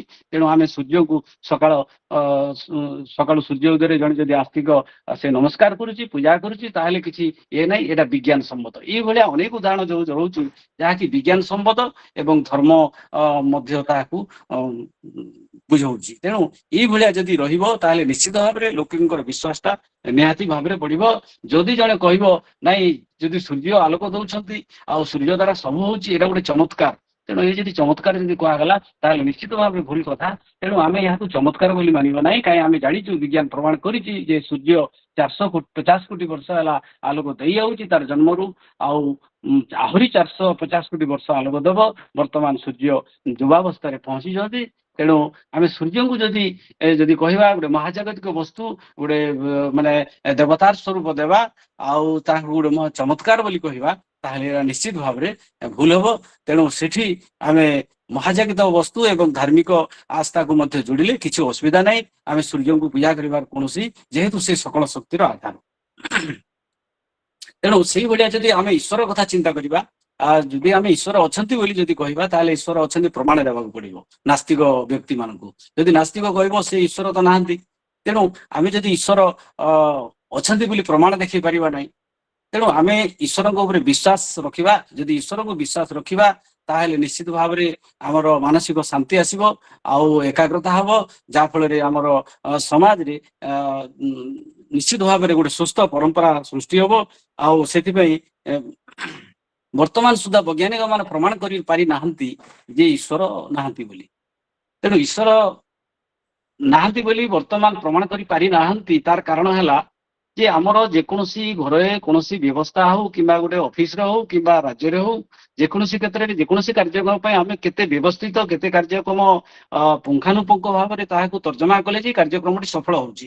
କିନ୍ତୁ ଏଡେ ବଡ ବିରାଟ ବିଶ୍ୱ ସେ କିଏ ଚଲଉଛି? ନିଶ୍ଚିତ ଭାବରେ ଜଣେ ପରମ ଶକ୍ତି ଅଛି, ସେଇ ପରମ ଶକ୍ତିର ଇଶାରାରେ ଚାଲୁଛି। ସକାଳୁ ଠିକ ଟାଇମରେ ସୂର୍ଯ୍ୟ ଉଦୟ ହଉଛନ୍ତି, ଚନ୍ଦ୍ର ମଧ୍ୟ ତାର କାମ କରୁଛନ୍ତି, ଅନ୍ୟ ସମସ୍ତେ ଅଟୋମେଟିକ ତାଙ୍କର କାମ କରି ଚାଲିଛନ୍ତି। ଯଦି ପୃଥିବୀର ଗତି କମିଯିବ ସୂର୍ଯ୍ୟ ଉଦୟ ହେବେ ନାହିଁ, ସୂର୍ଯ୍ୟ ଯଦି ପୁରା ଆଜି ମଧ୍ୟ ଉଦୟ ହେଇକି ରହିବେ, ତାହେଲେ ଆପଣମାନେ ନିଶ୍ଚିତ ଭାବରେ ଚିନ୍ତା କରୁଥିବେ ଆମର ପୃଥିବୀର ଅବସ୍ଥା କଣ ହବ। ତେଣୁ ଏହିପରି ଭାବରେ ନିଶ୍ଚିତ ଭାବରେ ବିଜ୍ଞାନ ନିଶ୍ଚିତ ଭାବରେ ଭାବୁଛି ନିଶ୍ଚିତ ଭାବରେ କିଛି ପରମ ଶକ୍ତି ଅଛି, ଯେ ଏଟା ଦିନେ ମଧ୍ୟ ଦିନେ ନା ଦିନେ ବର୍ତ୍ତମାନ ଗବେଷଣାରତ, ଦିନେ ନା ଦିନେ ନିଶ୍ଚିତ ଭାବରେ ବିଜ୍ଞାନ ଏହି ସତ୍ୟର ଉନ୍ମୋଚନ କରିବ। ବିଜ୍ଞାନର କାର୍ଯ୍ୟ ହଉଛି ଯେ ପ୍ରକୃତିର ଯେକୌଣସି ଗୁଡ ରହସ୍ୟ ବା ସତ୍ୟର ଉନ୍ମୋଚନ କରିବା। ତେଣୁ ସେଥିପାଇଁ ଆମେ ଘୋର ନାସ୍ତିକ ହବା ନାହିଁ ନା ଘୋର ଆସ୍ତିକ ହବା ନାହିଁ। ଆମେ ଯଦି ଘୋର ଆସ୍ତିକ ହବା ତାହେଲେ ଈଶ୍ୱରଙ୍କର ସତ୍ତା ଆମକୁ ପ୍ରମାଣ ଦେବାକୁ ପଡିବ। ଘୋର ନାସ୍ତିକ ହବା ତାହେଲେ ଆମେ ଈଶ୍ୱରଙ୍କ ପ୍ରତି ବିଶ୍ୱାସ କରିବା ନାହିଁ, ତାହେଲେ ଆମେ ନାସ୍ତିକ ହେବା ଦ୍ୱାରା ମାନେ ଅନ୍ୟମାନଙ୍କ ସହିତ ଆମେ ସହଭାଗିତା ହେଇପାରିବା ନାହିଁ। ତେଣୁ ଆମେ ଜଣେ ବ୍ୟକ୍ତି ନିହାତି ଭାବରେ ଆମେ ଜଣେ ସାଇଣ୍ଟିଫିକ ଟେମ୍ପରାମେଣ୍ଟ ବ୍ୟକ୍ତି ବା ବିଜ୍ଞାନକୁ ବିଶ୍ୱାସ କରୁଥିବା ବ୍ୟକ୍ତି ନିଶ୍ଚିତ ଭାବରେ ଘୋର ଆସ୍ତିକ ଏବଂ ଘୋର ନାସ୍ତିକ ମଝିରେ ରହିବ। ଯେ ଦିନ ପର୍ଯ୍ୟନ୍ତ କୌଣସି ପ୍ରକାର ବର୍ତ୍ତମାନ ଦେଖନ୍ତୁ ବର୍ତ୍ତମାନ ଯୋଉଟାକି ଆମେ ଅନ୍ଧବିଶ୍ୱାସ ଆମେ ଦେଶଭକ୍ତି ହେଇକିରି ସୂର୍ଯ୍ୟପରାଗ ଚନ୍ଦ୍ରଗ୍ରହଣକୁ ଯୋଉଟା ଆମର ଯୋଉଟା ଗୋଟେ ଚମତ୍କାର ବୋଲି ଭାବୁଥିଲୁ ସେଇ ଚମତ୍କାର ବର୍ତ୍ତମାନ ପ୍ରମାଣ ହେଇ ସାରିଲାନି। ଏଇଟା ଆମର ବିଭିନ୍ନ ବୈଜ୍ଞାନିକ ମାନେ ଆର୍ଯ୍ୟଭଟ୍ଟ ମଧ୍ୟ ପ୍ରମାଣ କରିଥିଲେ, NHI ଗୋରସ ମଧ୍ୟ କରିଥିଲେ, କିନ୍ତୁ ବର୍ତ୍ତମାନ ମଧ୍ୟ ଆମର ଭାରତରେ ସେଟା ଗୋଟେ ଅନ୍ଧବିଶ୍ୱାସରେ ଆମେ ବିଶ୍ୱାସ କରୁଛୁ। ରାହୁ ଗ୍ରାସ ହେଲା ବୋଲୁଛୁ, ଖାଦ୍ୟପେୟର ବିଭିନ୍ନ କଟକଣା କରୁଛୁ, ଏଇ ବିଭିନ୍ନ ପ୍ରକାର ବିଷକ୍ରିୟା ହଉଛି ବୋଲି କହୁଛୁ, କିନ୍ତୁ ଏଇଭଳିଆ ଏହା ସମ୍ପୂର୍ଣ୍ଣ ଭାବରେ ମାନେ ମିଥ୍ୟା ହେଇପାରେ। କାହିଁକି ଯଦି ଆମର କୌଣସି ପ୍ରକାର ସୂର୍ଯ୍ୟ ଆମେ ଜାଣିଛୁ ଯେ ସୂର୍ଯ୍ୟ ଏବଂ ଚନ୍ଦ୍ରର ଜୁଆର ଦ୍ୱାରା ଜଳ ଉପରକୁ ଉଠୁଛି, ତାଙ୍କର ପ୍ରଭାବ ନିଶ୍ଚିତ ଭାବରେ ଯେହେତୁ ଗୋଟେ ମହାଜାଗତିକ ବସ୍ତୁ ପ୍ରଭାବ ନିଶ୍ଚିତ ଅଛି। କିନ୍ତୁ ଆମେ ଯୋଉ ଖାଦ୍ୟ ଖାଉଛୁ ସେ ଅଟୋମେଟିକ ତ ପ୍ରଥମରୁ ତ ବିଷାକ୍ତ ହେଇସାରିଛି। ତେଣୁ ସେଇ ପ୍ରଭାବ ତୁଳନାରେ ବର୍ତ୍ତମାନ ଆମର ଖାଦ୍ୟ ବର୍ତ୍ତମାନ ଯେତେ ମାତ୍ରାରେ ବିଷାକ୍ତ ହେଇଗଲାଣି ବିଭିନ୍ନ ପ୍ରକାରର ରାସାୟନିକ ପଦାର୍ଥ ସେବନ ଦ୍ୱାରା ସେଇ ଯଦି ବା ହଉଥିବ ଆମେ ତାହାକୁ ତ ନିହାତି ଭାବରେ ଆମେ କିଛି ଭାବରେ ମାନେ ଇଏ କରିପାରିବା ନାହିଁ। ଯଦି ବା ହଉଥିବ ତାହେଲେ ନିହାତି ଭାବରେ ସେ ତୁଳନାରେ ବହୁତ କମ। ତେଣୁ ଆମେ ସେଗୁଡାକ ସୂର୍ଯ୍ୟପରାଗ ଚନ୍ଦ୍ରଗ୍ରହଣରେ ଏଇ ଯୋଉ ଅନ୍ଧବିଶ୍ୱାସ ଅଛି ଖାଦ୍ୟ ଗ୍ରହଣ ନ କରିବା ଏଇ ସବୁ କରିବାଟା ଠିକ ନୁହେଁ। ତେଣୁ କେତେକ ବିଶ୍ୱାସ ସମାଜରେ ସଂସ୍କାର ଆଣିଥାଏ। ତେଣୁ ଆମେ ତାର କୌଣସି ପ୍ରମାଣଟା ଖୋଜିବା ଆବଶ୍ୟକ ନାହିଁ। ଉଦାହରଣ ସ୍ୱରୂପ ଆମେ ସମାଜରେ ଏକାଠି ରହିବା, ପରିବାରରେ ଏକାଠି ରହିବା, ଗୁରୁଜନ ମାନଙ୍କୁ ଭକ୍ତି କରିବା, ଘରେ ପ୍ରବେଶ କଲେ ଗୋଡ଼ ଧୋଇବା, ଠାକୁର ରଖିବା, ଅନ୍ଧକାରରେ ନ ଖାଇବା, ଗୁରୁ ଶିଷ୍ୟ ସମ୍ପର୍କ ବଜାୟ ରଖିବା, ମନ୍ଦିର ମସଜିଦ ଖୋଲିବା, ପୂର୍ବପୁରୁଷ ମାନଙ୍କୁ ଶ୍ରାଦ୍ଧ ଦେବା, ମୃତ ବ୍ୟକ୍ତିଙ୍କୁ ସମ୍ମାନର ସହ ବିଦାୟ ଦେବା, ଏଇ ସବୁ ସମାଜକୁ ଆମର ଆହୁରି ମାନେ ରୁଦ୍ଧିମନ୍ତ କରିବ। ଏବଂ ଏଇ ସବୁ କାର୍ଯ୍ୟ ଗୁଡାକର ଆମେ ଯଦି ପ୍ରମାଣ ଖୋଜିବା ତ କିଛି କ୍ଷେତ୍ରରେ ଏତାର ବୈଜ୍ଞାନିକ ପ୍ରମାଣ ମଧ୍ୟ ଅଛି। ଆଗରୁ ଯେମିତି ଘର ଆମର ଗୋବର ଲିପା ଯାଉଥିଲା, ଆମର ଯେମିତି ଘରକୁ ଗୋଡ଼ ଧୋଇ ପ୍ରବେଶ କରିବା, ଘରକୁ ପ୍ରବେଶ କରିବା ଆଗରୁ ଆମେ ଗୋଡ଼ ଧୋଇବା, ଯାହାଦ୍ୱାରା ଆମର ଜୀବାଣୁ ମାନେ ବାହାର ଜୀବାଣୁ ଯାକ ବାହାରେ ରହିଯିବେ। ଏଇ ସବୁ ବିଭିନ୍ନ ଗୁଡାକ କେତେକ ବିଶ୍ୱାସ ଯୋଉଟା ଗୁଡାକି ଆମର ସମାଜ ପାଇଁ ମଙ୍ଗଳ, ସେଇ ବିଶ୍ୱାସ ଗୁଡାକୁ ନେବା, ଆଉ ଯୋଉଗୁଡାକ ଅନ୍ଧବିଶ୍ୱାସ ଆମେ ତାକୁ ଦୂରିବା। ତେଣୁ ବର୍ତ୍ତମାନ ଆମେ ଜାଣିବା ବିଶ୍ୱାସ ଏବଂ ଅନ୍ଧବିଶ୍ୱାସ କଣ। ବିଶ୍ୱାସ ମତେ ବିଶ୍ୱାସ ଲାଗୁଛି, ମତେ ଭରସା ଅଛି, ବିଶ୍ୱାସ ଭରସା ନାହିଁ ଅବିଶ୍ୱାସ। କିନ୍ତୁ ଯୋଉ ଭଳିଆ ଯୋଉ ବିଶ୍ୱାସ କୁ ତାର୍କିକ ବା ପ୍ରମାଣ ଦ୍ୱାରା ଯାହାକୁ ଖାରଜ କରାଯାଇପାରେ ତାହାକୁ ଯଦି ଆମେ ଗ୍ରହଣ କରୁଛୁ ତାହେଲେ ଅନ୍ଧବିଶ୍ୱାସ। ଯେମିତି ଗୋଟେ କଳା ବିଲେଇ ଗୋଟେ ଅନ୍ଧବିଶ୍ୱାସ। ଆମେରିକାରେ 13 ତାରିଖ ଯଦି ଶୁକ୍ରବାର ପଡ଼ିଲା ସେଇ ନିଶ୍ଚିତ ଗୋଟେ ଅଘଟଣ ଘଟିବ। କାଚ ଭାଙ୍ଗିଗଲା ନିଶ୍ଚିତ ଭାବରେ ଅଘଟଣ ଘଟିବ। ଏଇ ସବୁ ଗୁଡାକ ଜିନିଷ ଗୁଡାକ ଅନ୍ଧବିଶ୍ୱାସ। ଯେମିତି ମୁଁ କହିସାରିଛି ଏଇ ଯୋଉ ଚନ୍ଦ୍ରଗ୍ରହଣ ଆମର ସୂର୍ଯ୍ୟପରାଗ ଇଏ ମଧ୍ୟ ଅନ୍ଧବିଶ୍ୱାସ। ତେଣୁ ଏଇଭଳି ଆମେ ଅନ୍ଧବିଶ୍ୱାସର ଶିକାର ହେବା ନାହିଁ, ତାର ବୈଜ୍ଞାନିକ ପ୍ରମାଣ ଖୋଜିବା। ଆମେ ସମସ୍ତେ ମାନେ ଜାଣିଛୁ ଈଶ୍ୱର ଏବଂ ଆମର ଯୋଉଟାକୁ ଆମର ଭୂତ ବୋଲି କହୁଛୁ। ଦେଖନ୍ତୁ ଜଣଙ୍କର ଶହରେ ମାନେ ଭୂତ ପ୍ରବେଶ କରିବାଟା ଏବଂ ତାର ବିଭିନ୍ନ ପ୍ରକାରର ପ୍ରକ୍ରିୟା ହେବାଟା ଏବଂ ବିଭିନ୍ନ ପ୍ରକାର କଥା ହେବା, ଏଇଟା ହେଲା ମାନସିକ ଅବସ୍ଥା। ତେଣୁ ଏଇ ମାନସିକ ଅବସ୍ଥା ଦ୍ୱାରା ଏଇସବୁ ହେଇଥାଏ। ଆସନ୍ତା ଏଇ ଯୋଉ ବିଗତ 100 ବର୍ଷ ମଧ୍ୟରେ ମନୋବିଜ୍ଞାନଟା ଆଗରୁ ବାହାରି ନଥିଲା, 500 ବର୍ଷ ଆଗରୁ ବିଜ୍ଞାନ ବାହାରିଥିଲେ ମଧ୍ୟ ଏଇ ଆମର ବିଗତ 100 ବର୍ଷ ଭିତରେ ହିଁ ମନୋବିଜ୍ଞାନ ବାହାରିଛି। ତେଣୁ ଏଇ ମନୋବିଜ୍ଞାନ ହେଲା ମଣିଷର ଗୋଟେ ମାନସିକ ଅବସ୍ଥା। ତେଣୁ ସେ କୌଣସି ପ୍ରକାର ଭୂତ ଫୂତ ସେଭଳିଆ କିଛି ନାହିଁ। ତେଣୁ ସେଇଟା ତେଣୁ ଆମେ ଯଦି ଜଣକୁ ଜଣେ ମନରେ ଭାବିବ ଯେ ମତେ ଭୂତ ଲାଗିପାରେ ତାହେଲେ ଭୂତ ଲାଗିବ, କିନ୍ତୁ ଯଦି ଭାବିବ ନାହିଁ ଏଇଭଳିଆ ତାହାକୁ ଭୂତର କିଛି ନାହିଁ। ତାପରେ ଆଉ ଗୋଟେ ଜିନିଷ ଆମେ ଚିନ୍ତା କରିବା ଆଧ୍ୟାତ୍ମିକତା। ଆଧ୍ୟାତ୍ମିକତା କଣ ତାହେଲେ ଯେ ଆଧ୍ୟାତ୍ମିକତା ମନୁଷ୍ୟ ସବୁବେଳେ ଏକାଗ୍ରତା ବା ଈଶ୍ୱର ପ୍ରତି ଚିନ୍ତା କରିବା, ସର୍ବଶକ୍ତିମାନ ଯିଏ ଈଶ୍ୱର ଯିଏ ସୃଷ୍ଟି ମାନେ ତିଆରି କରିଛନ୍ତି ତାଙ୍କ ସହିତ ଏକାଗ୍ରତା ହେଇ ଲୀନ ହେବାଟା ଏ ଅନୁଭୂତି ଦ୍ୱାରା ଆମର ଆଧ୍ୟାତ୍ମିକତା। ତେଣୁ ଆଧ୍ୟାତ୍ମିକତା ମନରେ ଶାନ୍ତି ଦେଇଥାଏ, ଏକାଗ୍ରତା ଦେଇଥାଏ, ଟାୟାରଲେସନେସ୍ ଲାଗିଥାଏ, ଏଟା ସ୍ଲିପନେସ୍ ଲାଗିଥାଏ। ଯାହାଦ୍ୱାରା ଯେଉଁମାନେ ଆଧ୍ୟାତ୍ମିକତା ଚିନ୍ତାଧାରା ରଖିଛନ୍ତି ସେମାନେ ବହୁତ ସମୟ ଘଣ୍ଟା ଘଣ୍ଟା ଦେଇ ସ୍ଥିର ବସି ପାରନ୍ତି। ସେମାନେ ଈଶ୍ୱର ସହିତ ନିଜ ଯୋଡ଼ିବାକୁ ଚେଷ୍ଟା କରନ୍ତି ଏବଂ ଯୋଡ଼ିବା ପାଇଁ ମଧ୍ୟ ସେ ସକ୍ଷମ ନେବା ମଧ୍ୟ ସେଇଭଳିଆ ଅନୁଭବ କରନ୍ତି। ତେଣୁ ଆଧ୍ୟାତ୍ମିକତା ନିହାତି ଭାବରେ ରହିବା ଦରକାର। ତେଣୁ ସେଟା ଆମ ପାଇଁ ମଙ୍ଗଳମୟ। ପୂଜା ପ୍ରାର୍ଥନା ହଉ, ବିଭିନ୍ନ ପ୍ରକାର ଏଇ ସବୁ ଆମର ନବରାତ୍ର କରିବା, ରୋଜା କରିବା, ଉପବାସ ରହିବା, ଏଇ ସବୁ ଗୁଡାକ ଆମର ପାଇଁ ଏଟା ଶରୀର ପାଇଁ ଯେହେତୁ ଏଇଟା ଆମର ସେଗୁଡାକ ଆମେ ନିଶ୍ଚିତ ଭାବରେ ଆମେ ଗ୍ରହଣ କରିବା ଉଚିତ। ତାପରେ ଆମେ ଯିବା ଧର୍ମକୁ। ଯେ ଧର୍ମ ଧର୍ମ ଏଇପରି ଜିନିଷ, ସେ ଆମକୁ ଧର୍ମ ସବୁବେଳେ ନୈତିକତା ଶିଖାଇଥାଏ। ସେ କୌଣସି ଖରାପ ବାଟରେ ନେବା ଲାଗି ଚାହିଁ ନାହିଁ। ଆଉ ଧର୍ମର ଉଦ୍ଦେଶ୍ୟ ହେଲା ଯେ ସାମାଜିକ ସଂଗତି, ସମସ୍ତେ ଏକାଠି ଶିବିର ରହିବେ, ନୈତିକତା ରହିବ ଏବଂ ବିଭିନ୍ନ ପ୍ରକାର ପୂଜା ପଦ୍ଧତି କର୍ମକାଣ୍ଡ ଏଇ ଦ୍ୱାରା ସେ କଣ କରିଥାଏ, ଧର୍ମଟା ଭାବ ପ୍ରବଣ କରିଥାଏ। ଧର୍ମ ସବୁବେଳେ ନିଜ ଆଡକୁ ଚାହିଁଥାଏ। ତେଣୁ ଧର୍ମର ଉଦ୍ଦେଶ୍ୟ ନୁହେଁ ଯେ ଲୋକଙ୍କୁ ବା ମନୁଷ୍ୟକୁ କୌଣସି ପ୍ରକାର ଖରାପ ବାଟରେ ନେବା। କିନ୍ତୁ ଧର୍ମ ଆଉ ଯଦି ବିଜ୍ଞାନକୁ ଆମେ ଯଦି ତୋଲିବା, ନିଶ୍ଚିତ ଭାବରେ ଧର୍ମ ମାନେ ଅଧିକ ହବ, ଧାର୍ମିକ ବିଶ୍ୱାସଟା ଲୋକଙ୍କର ବେଶୀ ରହିବ, ବିଜ୍ଞାନ ବିଶ୍ୱାସଟା ନିଶ୍ଚିତ ଭାବରେ କମ ରହୁଛି। କାରଣ ଧର୍ମ ଗୋଟେ ଜିନିଷ କରିପାରିବ, ଲୋକମାନଙ୍କୁ ଭାବ ପ୍ରବଣ କରିପାରିବ। କିନ୍ତୁ ବର୍ତ୍ତମାନ ସୁଦ୍ଧା ବିଜ୍ଞାନ ତା ଭାବ ପ୍ରବଣ କରିପାରି ନାହିଁ, ଯାହାଦ୍ୱାରା ଆମେ ବର୍ତ୍ତମାନ ମଧ୍ୟ ଧାର୍ମିକ ବିଶ୍ୱାସର ବଶବର୍ତ୍ତୀ ହୋଇ କେତେକ ଅନ୍ଧବିଶ୍ୱାସରେ ପଶି ଯାଉଛୁ। ତା ଗୋଟେ ଜିନିଷ ହେଲା ଭାଗ୍ୟ। ଆମେ ଯେକୌଣସି କଥାରେ କହିଦଉଛୁ ଆମର ଭାଗ୍ୟରେ ନାହିଁ, ଭାଗ୍ୟରେ ଥିଲା। ତେଣୁ ଯେତେବେଳେ ଏଇଭଳି ଅନେକ ଘଟଣା ଘଟୁଛି ଯେ ଆମେ ଭାଗ୍ୟକୁ ନିନ୍ଦୁଛୁ। ତ ଦେଖନ୍ତୁ ଉତ୍ତରାଖଣ୍ଡର ଏଇଭଳିଆ ଜଣେ ହେଲିକପ୍ଟରରେ ଯୋଉ ପରୀକ୍ଷା ଦେଇଗଲେ, ସେମାନେ କହିବେ ଯେ ଆମର ଭାଗ୍ୟରେ ମାନେ ଭାଗ୍ୟରେ ପରୀକ୍ଷା ନାହିଁ। କିନ୍ତୁ ସେଇଭଳିଆ ବିଜ୍ଞାନ ହିଁ ତାହାଙ୍କୁ ହେଲିକପ୍ଟର ନେଇକିରି ପରୀକ୍ଷା କରିଦେଇ ପାରିଥିଲା, ଯାହା ଫଳରେ ତାଙ୍କର ସେଠି ଭାଗ୍ୟ ଯୋଉ ଭାଗ୍ୟରେ ନାହିଁ ବୋଲି ସେ ପରୀକ୍ଷାଟା ଭୁଲ ହେଇଯାଇଥିଲା। ତେଣୁ ଭାଗ୍ୟ ଯଦି ବା ଥାଏ, ଭାଗ୍ୟରେ କିଛି ଘଟୁଥାଏ, ତାହା ମୋଟାମୋଟି ଆମର 100%ରୁ ମାତ୍ର 10% ଭିତରେ ରହିବ। ବାକି ଯୋଉ 90% ରହିଲା ଆମ ଦ୍ୱାରା ହେଇପାରିବ।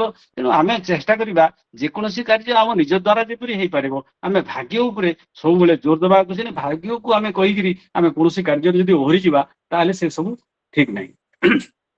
ତାପରେ ଆମେ ନେକ୍ସଟ ଜାଣିବା ଯେ ଯାଦୁ ଚମତ୍କାର। ବିଜ୍ଞାନ ବର୍ତ୍ତମାନ ହାତ ସଫେଇ ଦ୍ୱାରା ଅନେକ କିଛି ଘଟଣା ଘଟୁଛି। ଜଣେ ହେଡରୁ ଟୋପି ଭିତରୁ କୋପତ ବାହାର କରିଦଉଛି, ମାନେ ଇଏ ପାରା ବାହାର କରିଦେଇ ପାରୁଛୁ। ସେ କେମିତି ବାହାର କଲା, କେମିତି ହେଇଭଳିଆ ଯଦି ହୁଅନ୍ତା, ତାହେଲେ ବିଶ୍ୱରେ ତ ଖାଦ୍ୟ ସମସ୍ୟା ବିଭିନ୍ନ ପ୍ରକାର ସମସ୍ୟା ରହନ୍ତା ନାହିଁ।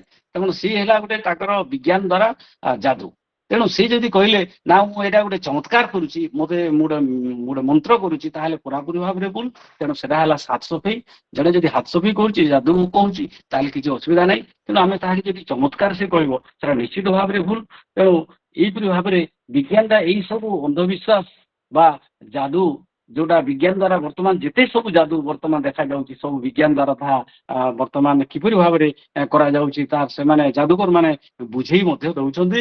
ତେଣୁ ବର୍ତ୍ତମାନ ଯୁଗରେ ଆମେ ବିଜ୍ଞାନକୁ ଆଦରିବା, ବିଜ୍ଞାନକୁ ବିଶ୍ୱାସ କରିବା, ଅନ୍ଧବିଶ୍ୱାସରେ ଯିବା। ଦେଖନ୍ତୁ ସାପ କାମୁଡାରେ ଯୋଉ ଆମର ବର୍ତ୍ତମାନ ବିଭିନ୍ନ ପ୍ରକାରର ଝାଡଫୁଙ୍କ ବ୍ୟବସ୍ଥା ଅଛି, ଆପଣ ମାନେ ମାନେ ଜାଣିଥିବେ ନିଶ୍ଚିତ ଭାବରେ।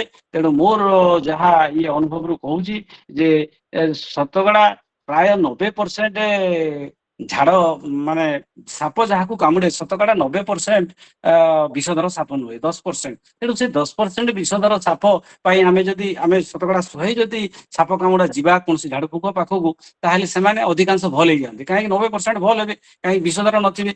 କି ଯଦି ପ୍ରକୃତିରେ ବିଷଧର ସାପ ଚୋବେଇଥିବ, ନିଶ୍ଚିତ ଭାବରେ ସେମାନେ ଭଲ ହେବେ ନାହିଁ, ନିଶ୍ଚିତ ଭାବରେ ତାଙ୍କର ଘା ହବ, ସେମାନେ ହସ୍ପିଟାଲ ଭଲୁଛନ୍ତି, ଏଇଟା ବହୁତ ଦେଖାଯାଇଛି। ତେଣୁ ଏଇ ସବୁ ଝାଡଫୁଙ୍କ ନ କରିକିରି ଆମେ ଯେକୌଣସି ସାପଟେ କାମୁଡ଼ିଲେ ମଧ୍ୟ ଆମେ ପ୍ରଥମେ, ଅଧିକାଂଶ ଲୋକ ବର୍ତ୍ତମାନ ଶିକ୍ଷିତ ଲୋକମାନେ ମଧ୍ୟ ନିଶ୍ଚିତ ଭାବରେ ସେମାନେ ଝାଡଫୁଙ୍କ ପାଖକୁ ଯାଉଛନ୍ତି। କିନ୍ତୁ ପ୍ରକୃତ କାରଣ ସେଟା ହେଉଛି ଯେ 90% ସାପ କାମୁଡା ସେଟା ଆମର 90% ସାପ କାମୁଡା ହଉଛି ସେଟା ବିଷଧର ସାପ ନୁହେଁ, ଯାହାଦ୍ୱାରା ସେ ଭଲ ହେଇଯାଉଛନ୍ତି। ପ୍ରକୃତି ଯଦି ସାପ କାମୁଡିବ, ତାହେଲେ ଝାଡଫୁଙ୍କ ହବ, ସେ ବଞ୍ଚିବା ଆଶା ନାହିଁ, ଏଇଭଳିଆ ମଧ୍ୟ ଶୁଣିବାକୁ ମିଳୁଛି। ତେଣୁ ଆମେ ସାପ କାମୁଡା ଅନ୍ଧବିଶ୍ୱାସର ବଶବର୍ତ୍ତୀ ନେଇକିରି ଆମେ ହସ୍ପିଟାଲକୁ ଯିବାଟା ନିହାତି ଜରୁରୀ। ସେଇଭଳିଆ ଆମେ ଯଦି ବିଭିନ୍ନ ପ୍ରକାରର ଏଇ ଯୋଉ ପାମିଷ୍ଟ୍ରି ଅଛି ଆମର, ଯୋଉ ବର୍ତ୍ତମାନ ହସ୍ତରେଖା ଦେଖିକିରି ବିଭିନ୍ନ ଇଏ ଯୋଉ କହିଦେଇ ପାରୁଛନ୍ତି, ସେମାନେ ତାଙ୍କର ବିଭିନ୍ନ ପ୍ରକାରର ଅଭ୍ୟାସ କରିକିରି ସେମାନେ ଆମର ଗୋଟେ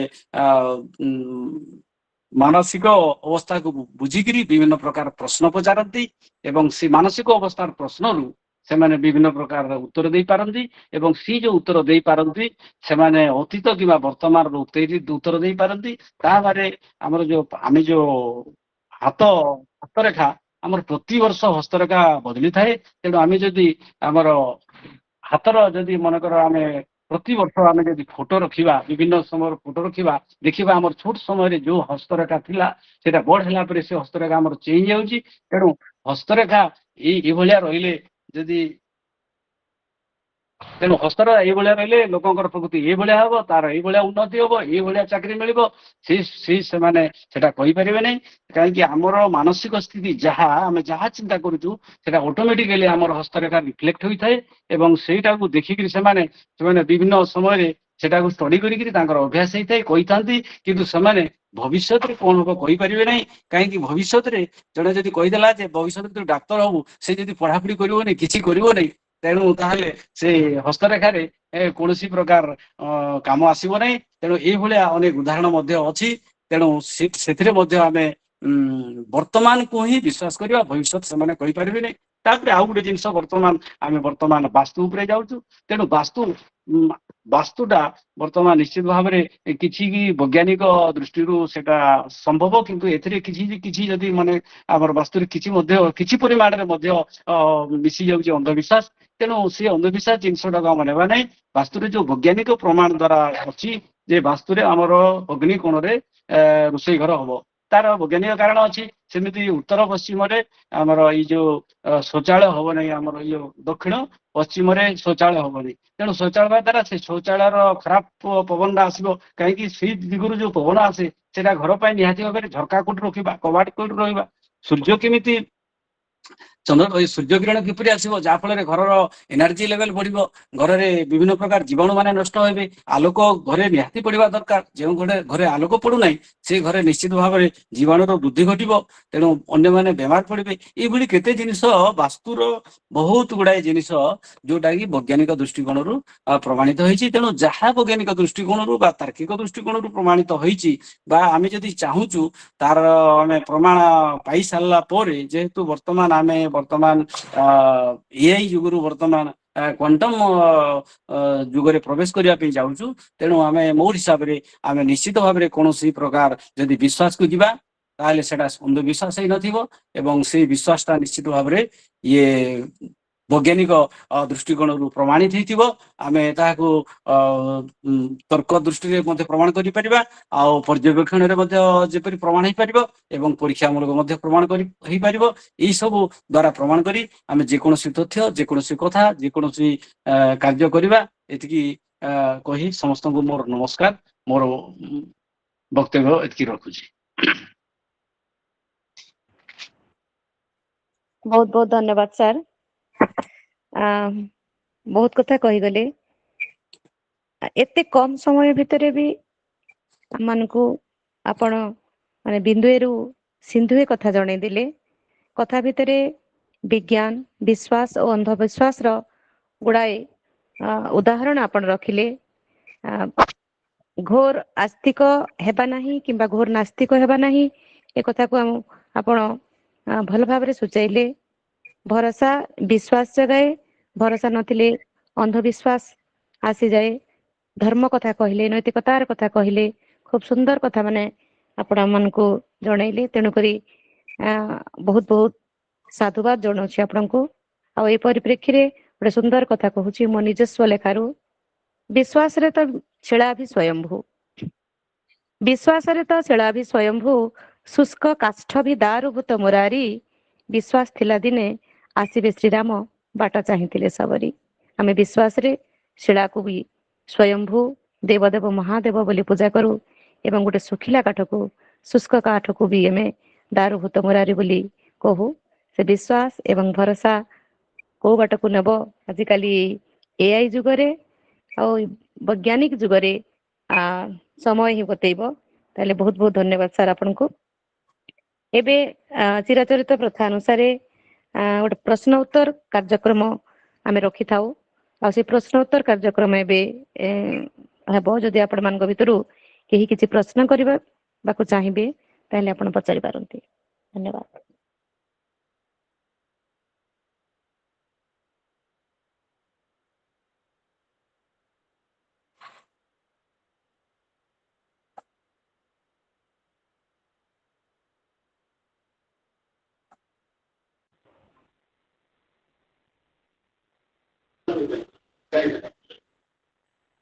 ଅପେକ୍ଷାରତ ଆଉ ଜଣେ ଭକ୍ତ ଉତ୍କଣ୍ଠ ଉତ୍ସାହ ସହିତ ଅଛନ୍ତି, ସ୍ୱାଗତ କରିବା। ଜୟ ଜଗନ୍ନାଥ। ନା ଟିକେ କୁହନ୍ତୁ। ଅନିରୁଦ୍ଧ ବେହେରା शरद डिस्ट्रिक्ट बालेश्वर सर, जिला बालेश्वर। और सुंदरगढ़ अच्छा ठीक है, बालेश्वर कॉल नहीं सुंदरगढ़ में कौन कॉल फैमिली का होटल में जॉब करो थी मैनेजर तो जाए कि बाहर चाकरी करी गले पड़ी नहीं आज फिर अनुभव पाई कौन है 2023 रे ମୁଁ ସୁନ୍ଦରଗଡ଼ ଠାରେ ବିଶେଷ ମୋର ଗାଁରେ ଥିଲେ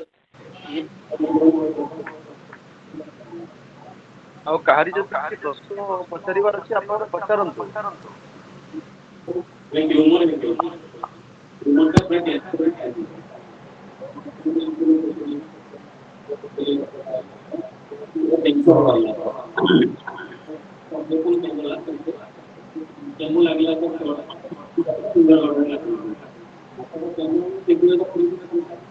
ସୁଖଦେବ ଆଜ୍ଞା ହଁ ସାର୍ ହଁ ହଁ ଏଇ ଯୋଉ ଦଶହରା ମାସରେ ମା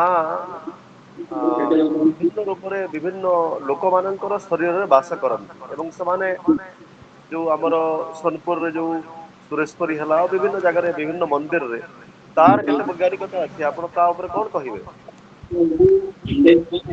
ତାର ତ ମୋର ମତାମତ ଯଦି ସେଇଟା ହଉଛି ଗୋଟେ ମନୋବୈଜ୍ଞାନିକ ସ୍ଥିତି ସେଇଭଳିଆ ଯୋଉ ତାଙ୍କର ପ୍ରତିବର୍ଷ ସେଇଭଳିଆ ଅଛନ୍ତି ତେଣୁ ସେ ସମୟ ଆସିଲେ ତାଙ୍କର ସେଇଭଳିଆ ମାନେ ତାଙ୍କର ସ୍ଥିତି ହବ ସେ ନିଶ୍ଚିତ ଭାବରେ ତାପରେ ତାଙ୍କର ଆଶା ଅଛି ଏଇଟା ମୁଖ୍ୟତଃ ଆଶା ଉପରେ ନିର୍ଭର କରୁଛି ତେଣୁ ଆଶା ଯୋଗୁଁ ତାଙ୍କର ଶରୀରରେ ସିଏ ପ୍ରବେଶ କରନ୍ତୁ ମା ପ୍ରବେଶ କରନ୍ତୁ ନ କରନ୍ତୁ ସେ ନିଶ୍ଚିତ ଭାବରେ ତାଙ୍କୁ ପ୍ରବେଶ କଲା ଭଳିଆ ଅନୁଭବ ହବ ଏବଂ ସେଇ ପ୍ରକାରର ରାଜ୍ୟକୁ ସେ ଚାଲିଯିବେ ଆଉ ସେଇଭଳିଆ ସେ ନିଜେ ଜାଣିଜାଣି ସେଇଭଳିଆ କରନ୍ତି ନାହିଁ ବିଜ୍ଞାନ ଯାହା କହୁଛି ସେଟା ଆମର ମାନସିକ ସେଇଭଳିଆ ଗୋଟେ ଅବସ୍ଥା ଅଛି ସେଟା ପୁରାପୁରି ଭାବରେ ଆମର ଯୋଉ ଆଶା ବିଶ୍ୱାସ ଅଛି ଆଉ ସେଇ ଆଶା ଏବଂ ବିଶ୍ୱାସ ଯୋଗୁଁ ତାହା ହିଁ ହୋଇଥାଏ ତାଙ୍କର ଆମେ ଯଦି ତାହାଙ୍କୁ କହିବା ସେ ଜାଣି କରୁଛନ୍ତି ସେଇଭଳିଆ କିଛି ନାହିଁ ସେଇଟା ତାଙ୍କର ଆଶା ଯୋଗୁଁ ସେଇଭଳିଆ ତାଙ୍କର ମାନସିକ ସ୍ଥିତି ସେଇଭଳିଆ ହୁଏ ଏବଂ ତାଙ୍କର ଅଟୋମେଟିକ୍ ସେଇ ସମୟ ଆସିଲେ ସେଇ ମାନେ ବାଜା ବାଜିଲେ ସେଇଭଳିଆ ପରିବେଶ ଆସିଲେ ସେଇ ଲୋକମାନଙ୍କ ସମ୍ମୁଖରେ ତାଙ୍କର ଅଟୋମେଟିକ୍ ସେ ଅନୁଭବ କରନ୍ତି ଯେମିତି ଜଣେ ଅନେକ ସ୍ଥାନରେ ଆଧ୍ୟାତ୍ମିକ ବ୍ୟକ୍ତି ଦେଖାଯାଏ ସେଭଳି ଯେମିତି ଅନେକ ସ୍ଥାନରେ ଯେତେବେଳେ ବାଜଣା ବାଜେ ଦେବୀ ବାଦ୍ୟ ବାଜେ ବାଲେଶ୍ରୀ ବାଜେ ମାଙ୍କର ଶକ୍ତି ସେଇ ଲୋକମାନଙ୍କ ଭିତରକୁ ଚାଲିଯାଆନ୍ତି ମାନେ ଏହାର ବୈଜ୍ଞାନିକତା କେତେ ସେଇ ପ୍ରଶ୍ନ ଆପଣଙ୍କୁ ମୁଁ ପଚାରୁଛି।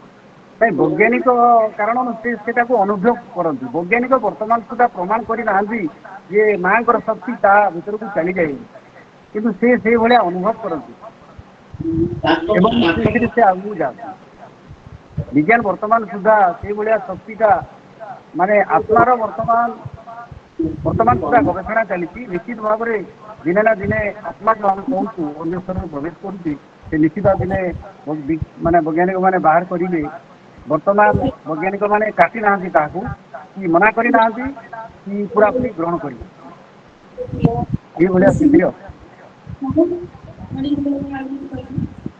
କାହିଁକି ବିଭିନ୍ନ ପ୍ରକାର ବର୍ତ୍ତମାନ ଦେଖନ୍ତୁ ଯୋଉଟା ଆମର ଇଟି ପରୀକ୍ଷା କରାଯାଉଛି ଜଣେ ମାନଙ୍କର କାନ୍ଦିଲା କି ହସିଲା ତାହେଲେ ଆମର ବ୍ରେନର କୋଉ ଜାଗାରେ ଆମର ଭାବ ପ୍ରବଣ ହେଲା ଇମୋସନାଲ ହେଲା ଆମର ଯେତେବେଳେ ମନେକର ଇମୋସନାଲ ଜଣେ ହୋଇଯାଏ ବିଭିନ୍ନ ସେତେବେଳେ ତାର ତାର୍କିକ ମାନେ ତର୍କ କରିବାର ବ୍ରେନର ଯେଟା ଫ୍ରଣ୍ଟାଲ ପାର୍ଟରେ ରହେ ସେଇ ପାର୍ଟଟା ତାର ଦ୍ରୁତ ହେଇଯାଏ ଇମୋସନାଲ ପାର୍ଟଟା ଆକ୍ଟିଭ ହେଇଯାଏ ତେଣୁ ଯେତେବେଳେ ଇମୋସନାଲ ପାର୍ଟ ଆକ୍ଟିଭ ଥିବ ସେତେବେଳେ ଜଣେକୁ ଯାହା କହିଲେ ତାହା କରିବେ ଆପଣ ଯଦି ଜଣେ ଇମୋସନାଲ ଆପଣଙ୍କ ସାଙ୍ଗରେ ଅଛି ମୋତେ 10,000 ଟଙ୍କା ଧାର ଦେଇଥା ମାନେ ସାଙ୍ଗେ ସାଙ୍ଗେ ଦେବ ସେଥିପାଇଁ ଇମୋସନାଲ ତାକୁ କରିବାକୁ ପଡ଼ିବ ଆପଣ ଯଦି ଧାର ମାଗିବାର ଅଛି ସଡନ ମାଗିଲେ ଆପଣଙ୍କୁ ଦେବ ନାହିଁ ତେଣୁ ସେଇଟା ସେ ଇମୋସନାଲ ପାର୍ଟ ତାଙ୍କର ଆକ୍ଟିଭ ରହୁଛି ତେଣୁ ସେ ରହୁଛି ତେଣୁ ଏଇଟା ବର୍ତ୍ତମାନ ବିଭିନ୍ନ ପ୍ରକାର ଯନ୍ତ୍ରପାତି ପରୀକ୍ଷା ଚାଲିଛି ନିଶ୍ଚିତ ଭାବରେ ବିଜ୍ଞାନ ତାର ସିଦ୍ଧାନ୍ତରେ ପହଞ୍ଚିବ ପୁରାପୁରି ଭାବରେ ମନା କରିନାହିଁ ବିଜ୍ଞାନ ନା ଏହାକୁ ଗ୍ରହଣ କରିବ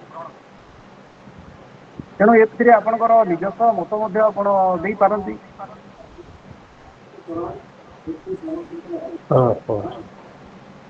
ଆଉ ସମସ୍ତଙ୍କୁ ପୁଣି ଥରେ ଅନୁରୋଧ ଆଉ ଯଦି କାହାର କିଛି ପ୍ରଶ୍ନ ଅଛି ଆମ ପାଖରେ ସମୟ ଅଛି ତ ସେଥିପାଇଁ ଆପଣ ମାନେ ପଚାରି ପାରନ୍ତି। सर प्रणाम सर हेलो सर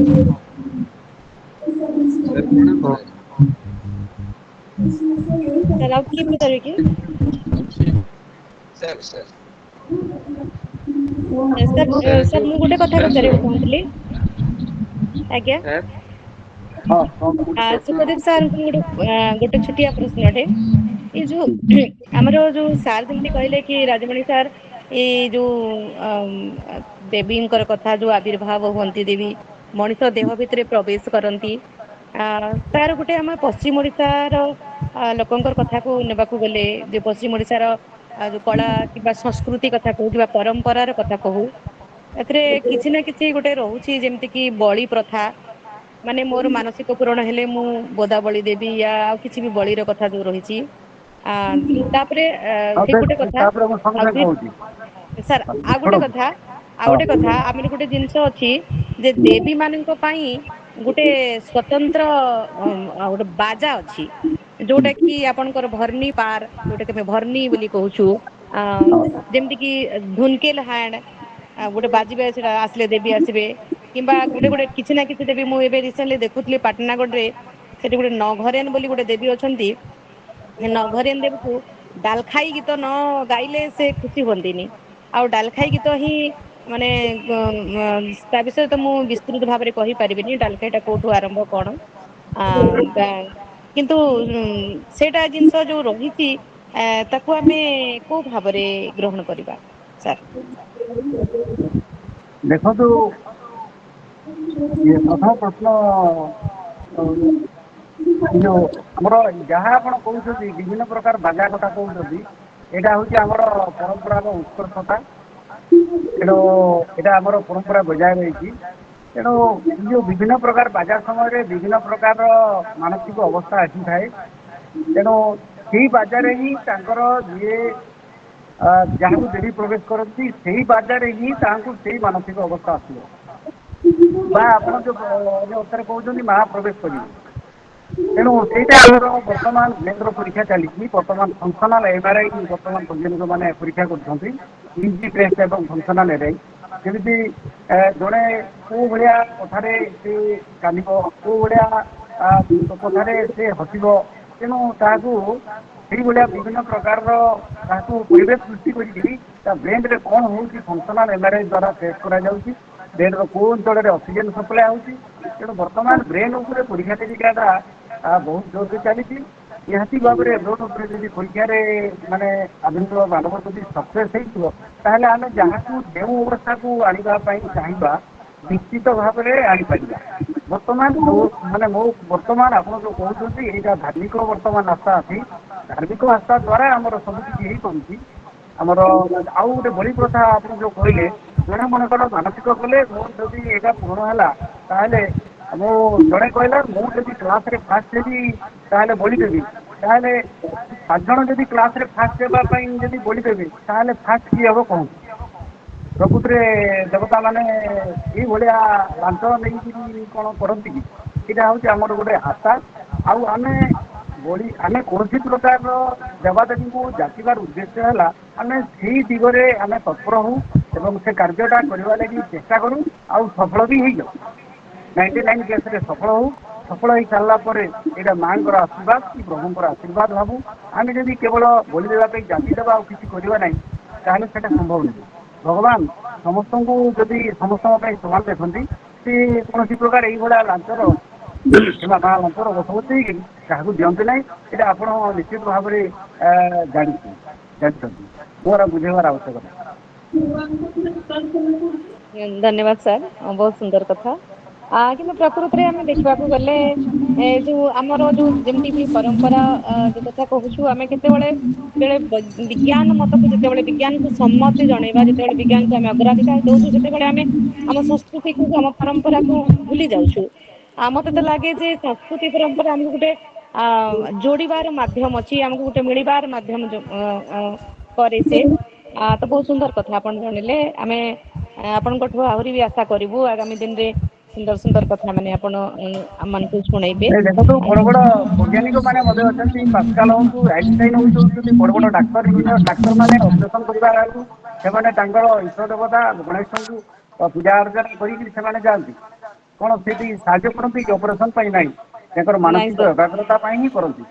ତେଣୁ ସେଟା ସାର୍ ସେଥିପାଇଁ ଆମେ ଆମର ଏବେ ପରମ୍ପରା ଦେଖୁଛୁ ଗୋଟେ ବଡ ଆମେ ଯାହାକୁ ସର୍ବୋଚ୍ଚ ଭଳି ସ୍ଥାନ ଦେଇଛୁ କି ଏମିତି କି ପ୍ରଧାନମନ୍ତ୍ରୀଠୁ ଆରମ୍ଭ କରିକି ମୁଖ୍ୟମନ୍ତ୍ରୀ ପର୍ଯ୍ୟନ୍ତ ଗୋଟେ ଗୋଟେ ବ୍ରିଜ ଟେ ତିଆରି ହେଲେ କି ଗୋଟେ ଶୁଭ କାମ ହେଲେ ଗୋଟେ ନଡିଆ ପୋଡିକି ମାନେ ଶ୍ରୀଫଳ ତାକୁ ଦେଇକି ପୂଜା ଅର୍ଚ୍ଚନା କରିକି ଶୁଭ ଆରମ୍ଭ କରିଥାନ୍ତି। ତ ଏଠି ଗୋଟେ କଥା ମୁଁ ଯୋଉ କଥା କହୁଥିଲି କି ଆକୁ ବିଶ୍ୱାସ ମିଳନ୍ତି ହରି ତର୍କେ ବହୁ ଦୂର ଆମେ ବିଶ୍ୱାସ କରିଛୁ ବୋଲିକିରି ଆମକୁ ସବୁ ଜିନିଷ ପ୍ରାପ୍ତ ହେଇଗଲେ ଆମକୁ ଲାଗେ କି ବିଶ୍ୱାସ ବୋଲି ଏଇଟା ତ ଆମେ ଏହାର ଶେଷ ମାନେ ଆଦି ଅନ୍ତ କଥା ଆମେ ଚିନ୍ତା କରିପାରିବାନି ସେଟା ବହୁତ ଦିବ୍ୟତ୍ଵର କଥା। ବହୁତ ବହୁତ ଧନ୍ୟବାଦ ସାର୍ ଆପଣ ଜଣେଇଲେ। ଆଉ କିଏ ହ୍ୟାଲୋ। କିଛି କହିବେ ଯଦି ପ୍ରଶ୍ନ? ହଁ ସାର୍ ଗୋଟେ ପ୍ରଶ୍ନ ଅଛି ଛୋଟିଆ ପ୍ରଶ୍ନଟେ। ହ୍ୟାଲୋ। ହଁ ସାର୍। ହ୍ୟାଲୋ ସାର୍ ହଁ ପ୍ରଣାମ ସାର୍। ହଁ ପ୍ରଣାମ। ସାର୍ ଆମର ବିଶ୍ୱାସ ଧର୍ମ ସମ୍ମତ ହେବା ଦରକାର ନା ବିଜ୍ଞାନ ସମ୍ମତ ହେବା ଦରକାର? ବିଶ୍ୱାସ ଟା ଧର୍ମସମ୍ମତ ଏବଂ ବିଜ୍ଞାନ ସମ୍ମତ ଉଭୟ ଯଦି ହବ ତାହେଲେ ବିଶ୍ୱାସ ଟା ଗୁଣତର ପ୍ରଗତିରେ ବଢିବ। ତେଣୁ ଆମେ ଯେକୌଣସି ବିଶ୍ୱାସ ଟା ନିଶ୍ଚିତ ଭାବରେ ତାର୍କିକରେ ଅତିକ୍ରମରେ ହେଲେ ଆମେ ବିଶ୍ୱାସ କରିବା। କିନ୍ତୁ ଆମର ସାମାଜିକ ପରମ୍ପରା କ୍ଷେତ୍ରରେ କେତେ କ୍ଷେତ୍ରରେ ମୁଁ କହିଛି ମୋ ବକ୍ତବ୍ୟରେ କେତେ କ୍ଷେତ୍ରରେ ଆମେ ଯଦି ସବୁ କ୍ଷେତ୍ରରେ ତାର୍କିକ ଏବଂ ଯଦି ପରୀକ୍ଷଣରେ ଯିବା ତାହେଲେ ଆମେ ଆଗକୁ ଯାଇପାରିବା ନାହିଁ। ତେଣୁ ମୁଖ୍ୟତଃ ସାମାଜିକ ଜୀବ ହିସାବରେ ସମାଜକୁ ନିଶ୍ଚିତ ଆମେ ଗ୍ରହଣ କରିବା। ତେଣୁ ସମୟ କ୍ରମେ ଯଦି ଆମକୁ ସନ୍ଦେହ ହେଲା ତାହେଲେ ପ୍ରମାଣ ଖୋଜିବା ପାଇଁ ଚେଷ୍ଟା କରିବା। ସାର୍ ସାର୍ ନମସ୍ତେ ସାର୍ ନମସ୍ତେ। ନମସ୍କାର। ବହୁତ ବହୁତ ଧନ୍ୟବାଦ ସାର୍। ଆମେ ସମୟରେ ବନ୍ଧା ତ ତାପରେ ମୁଁ ନେକ୍ସଟ ପର୍ଯ୍ୟାୟକୁ ଯିବି। ତ ସେଠି ଗୋଟେ ଅଛି ସଭାପତିଙ୍କର ମନ୍ତବ୍ୟ। ତ ଆଜିର ଯିଏ ସଭା ମୁଖ୍ୟ ଅଛନ୍ତି ସଭାପତି ଯିଏ ଅଛନ୍ତି ତାଙ୍କ ବିଷୟରେ ମୁଁ ବିଶେଷ କିଛି କହିବାର ଧୃଷ୍ଟତା ନେବି ନାହିଁ। ତାଙ୍କୁ ମୁଁ ଅନୁରୋଧ କରିବି ତାଙ୍କର ମନ୍ତବ୍ୟ ସମ୍ୟକ ଭାବରେ ପ୍ରଦାନ କରନ୍ତୁ। ଆଜି ବଲାଙ୍ଗୀର ଜିଲ୍ଲା ବିବେକାନନ୍ଦ ଲୋକ ସଂସଦର ପରମ ସୌଭାଗ୍ୟ ଯେ ଗୋଟେ ଭିନ୍ନ ଧରଣର ବିଷୟ ବସ୍ତୁ ଉପରେ ଆମେ ଜଣେ ବକ୍ତାଙ୍କୁ ପାଇଛେ। ଶ୍ରୀ ସୁକଦେବ ପଣ୍ଡା ମହୋଦୟ।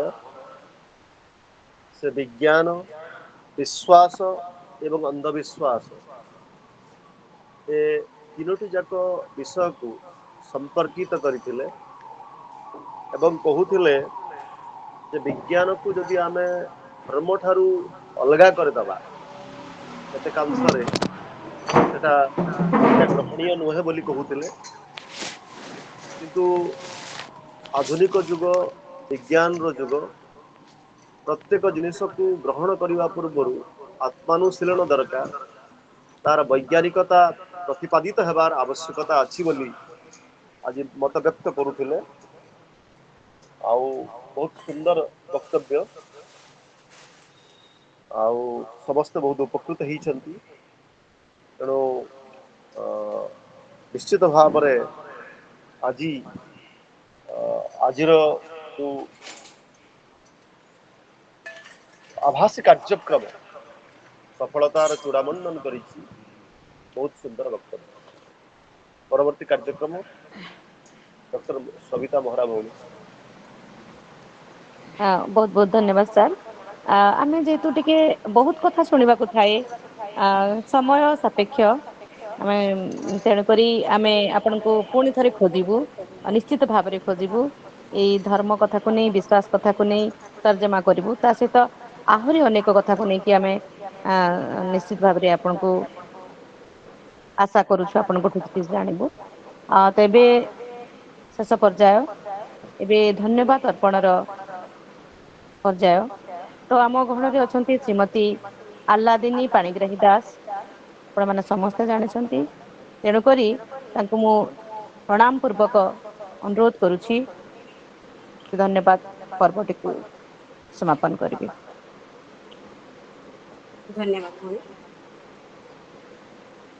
ଉପସ୍ଥିତ ସମସ୍ତ ପ୍ରାଜ୍ଞ ବିଜ୍ଞ ଜ୍ୟେଷ୍ଠ ଶ୍ରେଷ୍ଠ ଗୁରୁଜନ ମାନଙ୍କୁ ମୋ ଶତଭକ୍ତି ପ୍ରଣାମ।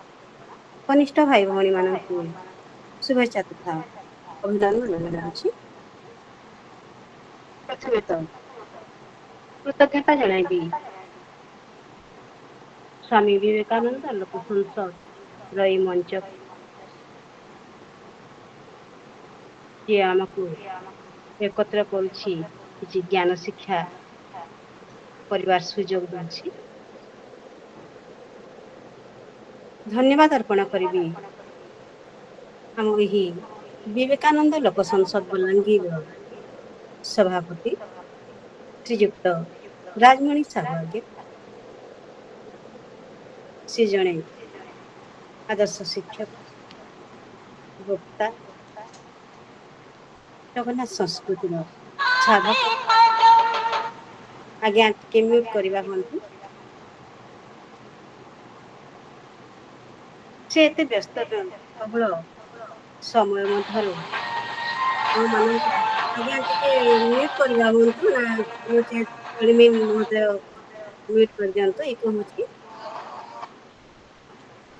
ବିଶେଷ ଅନୁରୋଧ ରହିଲା ମ୍ୟୁଟ କରିବା ପାଇଁ। ତାଙ୍କର ଏତେ ବ୍ୟସ୍ତବହୁଳ ଜୀବନରୁ କିଛି ସମୟ ଆମ ମାନଙ୍କ ପାଇଁ ଦେଉଛନ୍ତି। ଆମ ମାନଙ୍କ ହୃଦୟରେ ଜ୍ଞାନର ଆଲୋକଟିଏ ଜାଳିଦେବା ପାଇଁ ଅନବରତ ଚେଷ୍ଟା କରୁଛନ୍ତି। ତାଙ୍କୁ ଅଶେଷ ଅଶେଷ ଅଶେଷ କୃତଜ୍ଞତା ମୋ ତରଫରୁ, ମଞ୍ଚ ତରଫରୁ ଅଶେଷ ଧନ୍ୟବାଦ। ଆଜି ଆଲୋଚକ ଦୟାକରି ମ୍ୟୁଟ କରିବା ହୁଅନ୍ତୁ।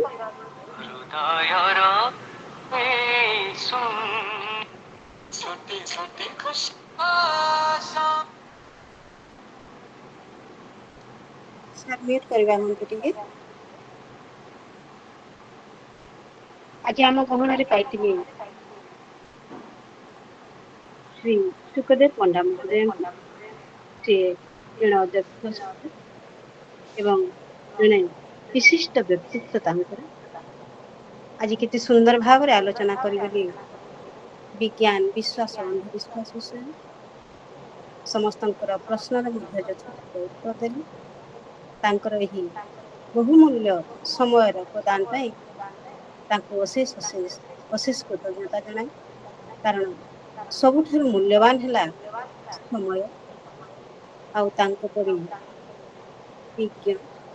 ବିଜ୍ଞାନ ବ୍ୟକ୍ତିତ୍ୱଙ୍କ ପାଇଁ ସମୟ ତ ଆହୁରି ମୂଲ୍ୟବାନ। ଆଉ ତାଙ୍କର ସବୁଠାରୁ ଅମୂଲ୍ୟ ସମୟକୁ କିଛି କ୍ଷଣ ପାଇଁ ଆମ ସହିତ ବାଣ୍ଟିଛନ୍ତି। ତାଙ୍କୁ ସେଥିପାଇଁ ଅଶେଷ ଅଶେଷ କୃତଜ୍ଞତା ଆଉ ଥରେ ଜଣାଉଛି, ପ୍ରଣାମ ଜଣାଉଛି ଏବଂ ଧନ୍ୟବାଦ ଜ୍ଞାପନ କରୁଛି। ଆଜିର ଆମ ସଂଯୋଜକା ଥିଲେ ଭଉଣୀ ସବିତା ବେହେରା। ଭଉଣୀଙ୍କୁ ବେଶ ଭଲ ଭାବରେ ମୁଁ ଜାଣିଛି। ସେ ମୋର ଭଉଣୀ ପରିକା। ତା ସଂଯୋଜନା ଷ୍ଟାଇଲ ବହୁତ ସୁନ୍ଦର ଲାଗେ ମତେ। ତା କବିତା ତାଙ୍କର କବିତା ମଧ୍ୟ ମତେ ବହୁତ ସୁନ୍ଦର ଲାଗେ। ତାଙ୍କର ଯୋଉ ଭାଷା ବିନ୍ୟାସ ତାଙ୍କର କବିତାରେ ବହୁତ ସୁନ୍ଦର, ବହୁତ ସୁନ୍ଦର, ବହୁତ ସୁନ୍ଦର। ଆଜି ସଂଯୋଜନା ମଧ୍ୟ ବହୁତ ସୁନ୍ଦର ଭାବରେ କରିଗଲେ। ତାଙ୍କର ଦାୟିତ୍ୱକୁ ବହୁତ ସୁନ୍ଦର ଭାବରେ ନିର୍ବାହ କରିଥିବାରୁ ତାଙ୍କୁ ଅଶେଷ ଅଶେଷ ଅଶେଷ ଧନ୍ୟବାଦ ଜ୍ଞାପନ କରୁଛି ଆମର ଏହି ମଞ୍ଚ ତରଫରୁ। ଆଜି ବିବେକ ବାଣୀରେ ଥିଲେ ଶ୍ରୀଯୁକ୍ତ ସୀମାଞ୍ଚଳ ସାର୍। ତାଙ୍କୁ ମଧ୍ୟ ଅଶେଷ କୃତଜ୍ଞତା ଜଣାଇ ବିନମ୍ର ପ୍ରଣାମ ଜଣାଉଛି ମଧ୍ୟ। ତାଙ୍କ ପାଠରେ ଅଛନ୍ତି ଶ୍ରୀଯୁକ୍ତ ସୀମାଞ୍ଚଳ ମିଶ୍ର। ତାଙ୍କୁ ପୁଣି ଥରେ ମୋର ପ୍ରଣାମ। ଉପସ୍ଥିତ ଯେତେ ଜଣ ଅଛନ୍ତି ଏଠାରେ ସମସ୍ତେ ପ୍ରାଜ୍ଞ ବିଜ୍ଞ ଗୁରୁଜନ ମୋର, ସମସ୍ତଙ୍କୁ ପ୍ରଣାମ। ସମସ୍ତଙ୍କୁ କୃତଜ୍ଞତା ଜଣାଉଛି ମୋ ତରଫରୁ ଏବଂ ଧନ୍ୟବାଦ ଜ୍ଞାପନ କରୁଛି ଆମ ମଞ୍ଚ ତରଫରୁ। ଯଦି କାହାରିକୁ ଛାଡି ଦେଇଥାଏ ତାହେଲେ ତୁଷାର କ୍ଷମା କରିପାରିବେ। ସମସ୍ତଙ୍କୁ ପୁଣି ଥରେ ଧନ୍ୟବାଦ ଜ୍ଞାପନ କରୁଛି। ସମସ୍ତ ଅମୂଲ୍ୟ ସମୟ ପ୍ରଦାନ କରିଥିବାରୁ ଆଉ ଥରେ ଧନ୍ୟବାଦ, ପ୍ରଣାମ। ଖୁବ ସୁନ୍ଦର ନାନୀ, ଆପଣ ସୁନ୍ଦର ଭାବରେ ସମସ୍ତଙ୍କୁ ଧନ୍ୟବାଦ ଜଣେଇଲେ। ଶେଷରେ एडे सुंदर कार्यक्रम गोटे आपण सुंदर भाव समस्त को धन्यवाद अर्पण करिथिबारु ए मंच तरफ मु आपण को मध्य बहुत बहुत धन्यवाद जनाए।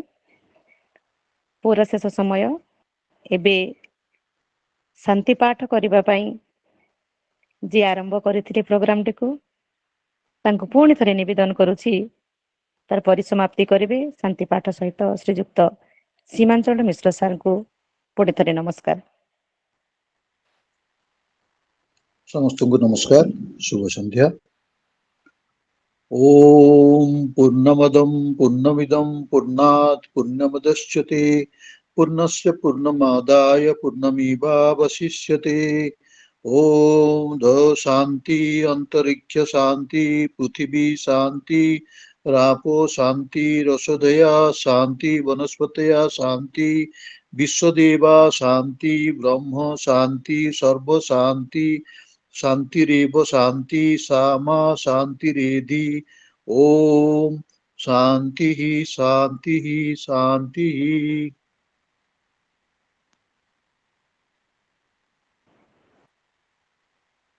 बहुत बहुत धन्यवाद सर।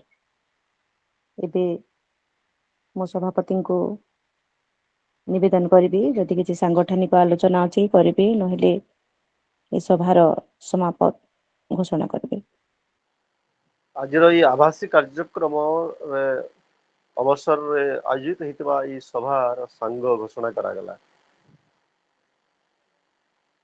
आपण माने जाई पारंती एवं हमर सांगठनिक कार्यक्रम संक्रांत रे जदि किसी आलोचना अच्छी ताकू आगे नेबा पई मो सीमांचल मिश्र सार को विनयर सहित अनुरोध करूछी।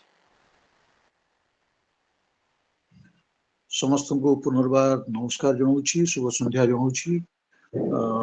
सांगठनिक कार्यक्रम तो निश्चित भाव में आलोचना हवा उचित, कारण यहाँ हूँ आमर प्राय प्राय गोटे फ्लैगशिप प्रोग्राम कहतु बा आमर गोटे नियमित प्रोग्राम कहतु। तेबे कथा हूँ आमर जो सांगठनिक आलोचना रही बलांगीर पाई निश्चित भाव में आम एति कहवा जे आमर प्रत्यह आमर जो कार्यक्रम होउची बलांगीर रे आमर एते सदस्य थाई मध्य आमे आमे निर्भरशील रहूची प्रथम कथा। तेणु आमर तापरे आउ दुईटा कार्यक्रम आगो को रही।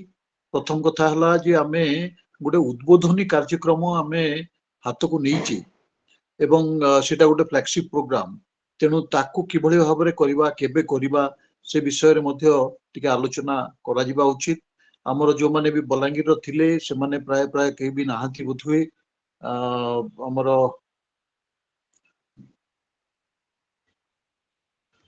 एठी आमर विचारधारार प्रमुख अछंती आमर पश्चिम संभाग रो तांको अनुरोध रखिबी से तांकर मतामत रखिबे प्रथम कथा। द्वितीय कथा हला जे आमर आउ गोटे कार्यक्रम रही जो कार्यक्रम हुए तो किछि कांशरे बलांगीर हेइथिबो। मोर बंधु गतिकुष्ट उद्गाता से किछि वृक्षरोपण एथर निश्चित भाव में करिसंती आ तार भी फोटो चित्र पठेइसंती। तेणु तांको मंच तरफरु एवं आमर स्वामी विवेकानंद लोक संसद तरफरु निश्चित भाव में साधुवाद जनाऊँगी। तेबे कथा हूँ आगामी दिन रे आमर जो चित्रांकन प्रतियोगिता अच्छी कुमार भाई को नमस्कार जनाऊँगी। चित्रांकन प्रतियोगिता रही नमस्कार भाई। तबे चित्रांकन प्रतियोगिता आगामी दिन रे रही आमर नवेम्बर मास रही 15 दिन समय रहिला। तेबे आमे गत वर्ष आमे बलांगीर रे करि पारिले नाही एवं आमर 2-3 वर्ष तळे बोधे थरे हेइतिला एवं कोनोसी कारणवशत माने आमर किछि त्रुटि बिचुटी पई आमे ताकू जो कृति छात्र मानकू छात्र छात्री मानकू आमे पुरस्कार दे पारले नाही, पुरस्कार के पहुंची पारला नाही बा सेटा संग्रह ही पारला नहीं। कोन हला से कथा छाडंतु। कथा हूँ आमे ए चलित वर्ष किभଳି भाबरे आमे चित्रांकन प्रतियोगिता करि परिबा बलांगीर रे करि हेबो करि न होबा कथा किछि नाही। बलांगीर रे बहुत कलाकार अछंती। तेणु कथा हूँ केमिति भाबरे करिबा कोन करिबा से विषय रे मध्ये टिके आलोचना हबा उचित। तेणु आलोचना करिबा का सहित काल तो मु देखुची एठी हमर बोधे हमर दी भौणी अछंती आ हमर अछंती राजमणि भाई ତେଣୁ କଥା ହଉଛି ଆମେ କିଭଳି ଭାବରେ ସେଇ କାର୍ଯ୍ୟକ୍ରମକୁ କରିବା ସେ ବିଷୟରେ ଟିକେ ଆଲୋଚନା କରିବା ଆମେ ତେବେ ମୁଁ ମୋର ଅନୁରୋଧ ରଖିବି ଯେ